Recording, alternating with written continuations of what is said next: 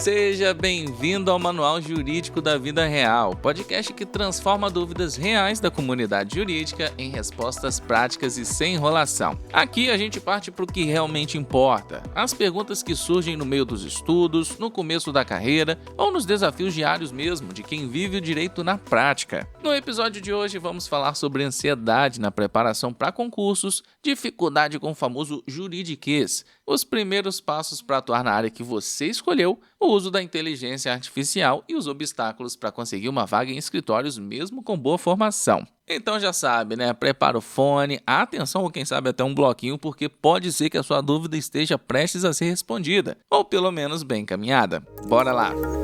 A primeira pergunta fala sobre uma das maiores dificuldades de quem está na jornada dos concursos. Como lidar com a ansiedade de ver todo mundo passando e eu ainda não? Tem hora que bate a comparação e parece que só comigo tá difícil. Esse tipo de sentimento costuma aparecer quando os resultados demoram a chegar e pode realmente atrapalhar mais do que ajudar. Quem responde é a Lúcia Aslan, servidora pública federal e criadora dos mapas estratégicos, que ajuda concurseiros a manterem o foco e a consistência nos estudos mesmo diante das pressões do caminho. Vamos ouvi-la.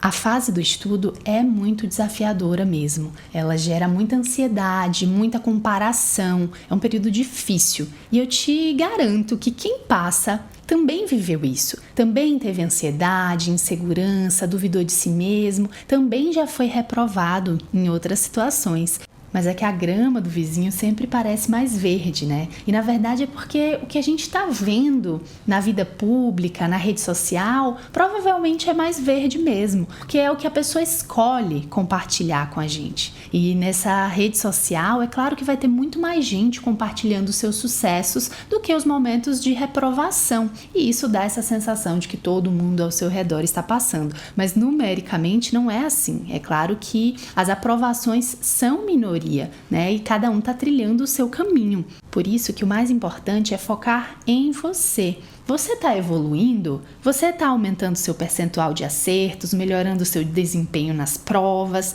Você está caminhando para chegar lá? Porque se sim, é nisso que você tem que se basear. Agora, se você estiver estagnado no desempenho mesmo, tendo ali o mesmo resultado há algum tempo, talvez seja a hora de você rever o seu método de estudo, de revisão, fazer um diagnóstico mesmo da sua situação para entender o que não está funcionando, o que é que você pode melhorar, porque assim você vai poder tomar algumas medidas e ações para voltar a evoluir e ir chegando cada vez mais perto da sua aprovação.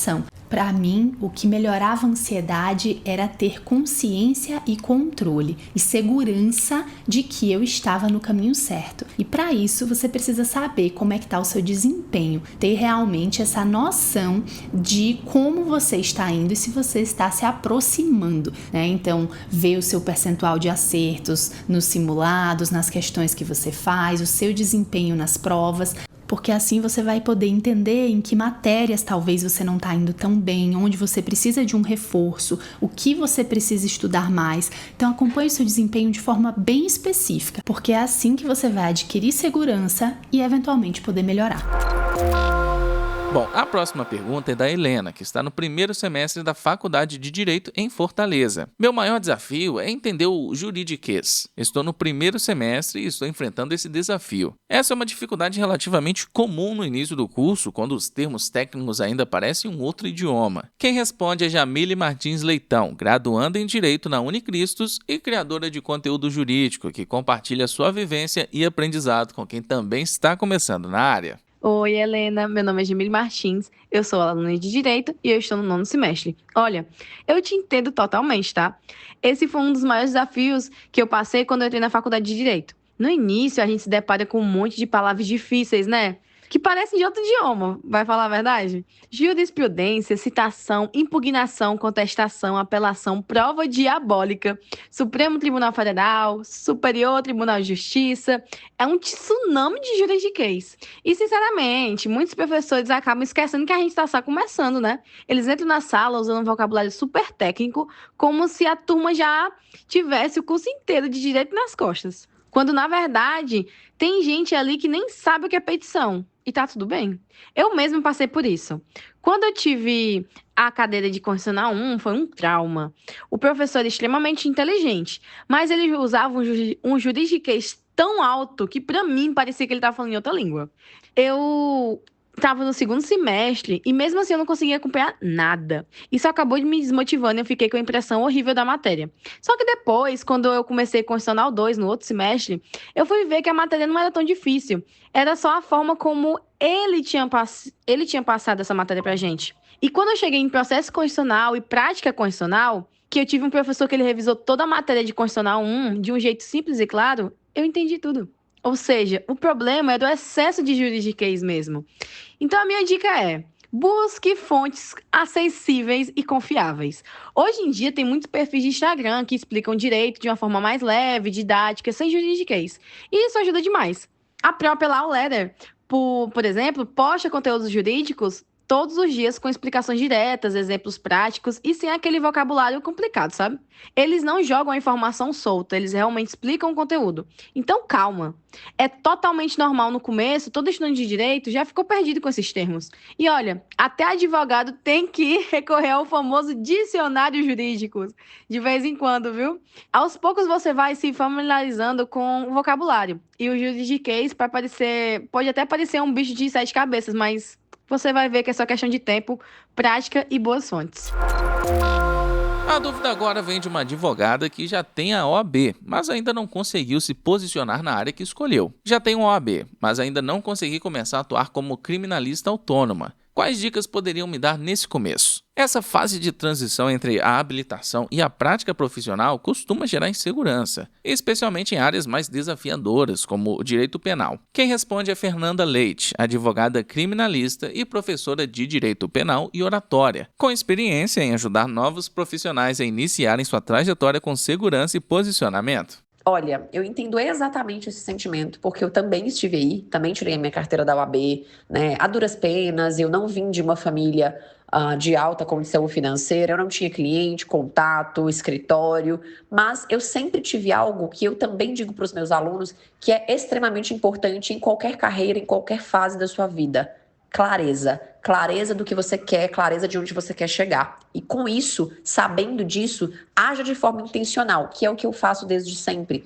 Eu ajo de forma que as pessoas saibam que eu sou advogada, que eu tenho capacidade de resolver o problema delas, que eu sou uma pessoa capacitada. Como? Me mostrando, me posicionando. Se você ainda está na faculdade, comece a produzir conteúdo agora. Se você não produziu, está com sua carteira da OAB na mão e ainda não postou nenhum vídeo na sua rede social, comece a postar agora. Faça cartõezinhos. Muita gente acha que é irrelevante, mas não é. Eu fazia e ainda faço muito isso. Sempre tenho cartão na bolsa. E aí eu entro no Uber, numa padaria, num restaurante, num salão. Eu introduzo um assunto de forma intencional para que depois possa me dar o gancho na hora que eu estou indo embora de falar: olha, eu sou advogada, tá? Qualquer coisa, tá aqui meu cartão. E isso vai trazendo firmeza, vai trazendo segurança, vai desafiando você no dia a dia. Então, se mostre na rede social, se mostre no dia a dia, tá? Crie conteúdo, mesmo que você ache que ninguém tá vendo ou que ninguém tá gostando, faça. Porque fazer vai te posicionar, vai criar autoridade, vai atrair clientes. Ah, mas eu não sei o que fazer no meu Instagram. Faça review de notícias, comenta o que está em alta, fale sobre o seu conteúdo jurídico, já que você não tem um cliente, por exemplo, para falar sobre ele. Fale sobre as atualidades, fale sobre um tema que você acredita que as pessoas querem saber, porque as pessoas vão te associar a essa solução. Sempre que alguém tiver aquele problema, ela vai lembrar que você já trouxe uma solução disso. Então você está capacitado para resolver. Encontre um nicho e dentro desse nicho converse com colegas, faça o famoso networking, pergunta para pessoas que já estão à sua frente, que já têm uma jornada, ouça o que elas têm a dizer, aprenda com elas. E por último, mas não menos importante, tenha coragem de cobrar. Quem não valoriza o próprio trabalho, trabalha dobrado e é pouco reconhecido. Então, se você age com coragem, constância, a estrutura vem, o reconhecimento vem, mas você precisa começar. A próxima pergunta trata de um tema que vem ganhando cada vez mais espaço na prática jurídica, que inclusive é tema recorrente aqui do podcast. As pessoas querem saber. O uso das IAs em elaboração de peças processuais pode ser ou deve ser revisto pelos tribunais? Até que ponto pode haver o uso pelo advogado da IA? Com a popularização dessas ferramentas, surgem dúvidas sobre os limites éticos e técnicos do seu uso na advocacia. Quem responde é Fabrício Lima Silva, juiz do trabalho e especialista em inteligência artificial aplicada ao direito. Vamos ouvir. A meu ver, o uso da inteligência artificial na elaboração de peças processuais não deve ser restringido pelos tribunais, desde que feito de forma ética e responsável. A tecnologia, por si só, não é um problema. O que não se pode admitir é o seu uso descuidado, ou pior, o uso para tentar induzir o judiciário ao erro, como acontece, por exemplo, em caso de citações falsas, jurisprudência inexistente ou petições absolutamente genéricas sem nenhuma conexão com o caso concreto. A grande preocupação aqui é com o que se chama de alucinação algorítmica, quando a IA gera conteúdo aparentemente convincente, mas falso ou impreciso. Isso acontece especialmente quando se usam ferramentas erradas ou sem a validação adequada. Hoje já existem soluções tecnológicas mais seguras, como as que utilizam modelos baseados em RAG, recuperação aumentada por geração, ou banco de dados jurídicos confiáveis que reduzem bastante o risco de erro. Mas mesmo com essas ferramentas, o papel do advogado continua sendo essencial. É ele quem deve interpretar, validar e adaptar as informações ao caso concreto. Não se trata de proibir o uso da IA, mas de exigir o mínimo de técnica e responsabilidade no seu uso. Porque o que o judiciário tem recebido, em muitos casos, são peças genéricas, repetitivas e sem nenhuma personalização. E isso não é culpa da IA, mas falta de critério na sua aplicação. Portanto, o recado é simples. A IA pode e deve ser utilizada na prática jurídica, mas o filtro crítico, a leitura atenta e o domínio da técnica continuam sendo inegociáveis. A ferramenta ajuda, mas quem responde pelo conteúdo ainda é o profissional.